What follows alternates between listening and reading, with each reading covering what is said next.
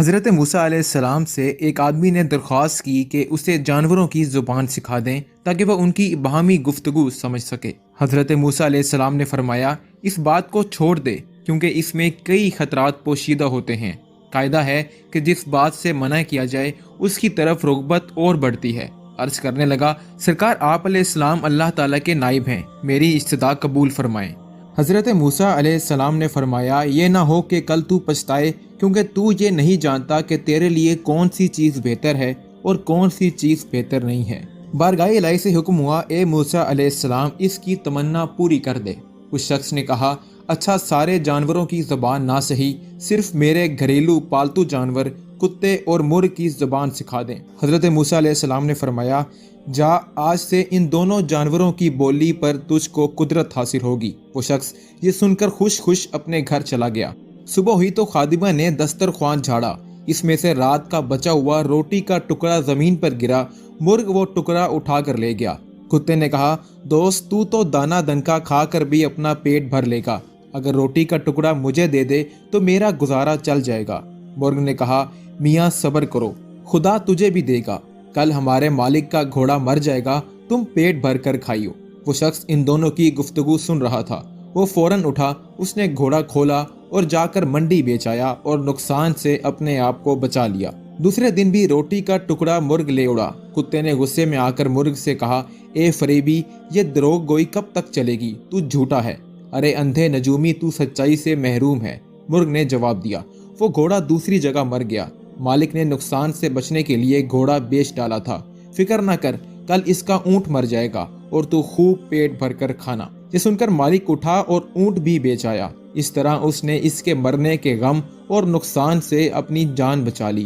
تیسرے دن پھر ایسا ہی واقعہ پیش آیا تو کتے نے مرغ سے کہا، ارے کمبخت، تو جھوٹوں کا بادشاہ ہے، آخر کب تک تو مجھے فریب دیتا جائے گا؟ مرغ نے کہا، بھائی اس میں میرا کوئی قصور نہیں۔ مالک نے اونٹ بیچ ڈالا اور اپنے آپ کو نقصان سے بچا لیا۔ مرغ نے کتے کو تسلی دیتے ہوئے کہا، فکر نہ کر، کل اس کا خچر مر جائے گا، اسے صرف کتے ہی کھا سکتے ہیں، تم بھی جی بھر کر کھانا۔ مالک نے جب یہ سنا تو اس نے خچر بھی فروخت کر دیا۔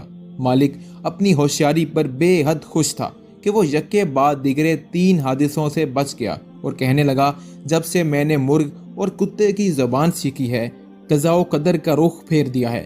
چوتھے دن کتے نے مرغ سے کہا، اے مرغ، وہ تیری پیشن گوئیاں کیا ہوئیں؟ یہ تیری مکاری اور جھوٹ کب تک چلے گا؟ مرغ نے کہا، توبہ توبہ، یہ غیر ممکن ہے کہ میں یا میرا کوئی ہم جنس جھوٹ بولے، ہماری قوم تو موذن کی طرح راست گو ہے، ہم اگر غلطی سے بے وقت اذان دے بیٹھیں تو مارے جائیں۔ مالک نے اپنا مال تو بچا لیا لیکن اس نے اپنا خون کر لیا۔ ایک نقصان 100 نقصان کو دفع کرتا ہے، جسم اور مال کا نقصان جان کا صدقہ بن جاتا ہے۔ بادشاہوں کی عدالت سے سزا ملے تو مال کا جرمانہ ادا کر کے جان بچ جاتی ہے، لیکن قضائے الہی کے بھید سے بے خبر ہوتے ہوئے بھی جو آدمی اپنا مال بچاتا ہے وہ محض نادان ہے۔ اگر وہی مال اس پر سے صدقہ ہو جاتا تو شاید اس سے بلا ٹل جاتی۔ اب کل یقیناً مالک خود مر جائے گا، اس کے وارث اس کی وفات پر گائے ذبح کریں گے، بس پھر تمہارے وارے نیارے ہیں۔ گھوڑے، اونٹ اور خچر کی موت اس نادان کی جان کا صدقہ تھا۔ وہ مال کے نقصان سے تو بچ گیا لیکن اپنی جان گنوا بیٹھا۔ مالک مرغ کی باتیں غور سے سن رہا تھا۔ جب اس نے اپنی موت کی پیشن گوئی سنی تو مارے خوف کے تھر تھر کانپنے لگا۔ گرتا پڑتا حضرت موسیٰ علیہ السلام کی بارگاہ میں حاضر ہوا اور روتے ہوئے عرض کیا کہ اے خدا کے پیغمبر علیہ السلام، میری دستگیری فرمائیے۔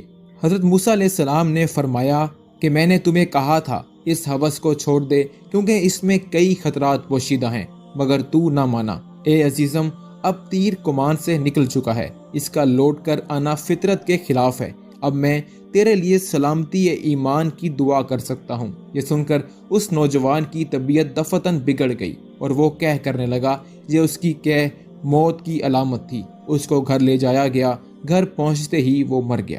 امید کرتے ہیں کہ آپ کو آج کی ویڈیو ضرور پسند آئی ہوگی۔ مزید اسی طرح کی ویڈیوز دیکھنے کے لیے ہمارے ساتھ جڑے رہیے۔ آپ سے ملاقات ہوگی انشاءاللہ ایک نئی ویڈیو میں، تب تک کے لیے اجازت دیجیے، خدا حافظ۔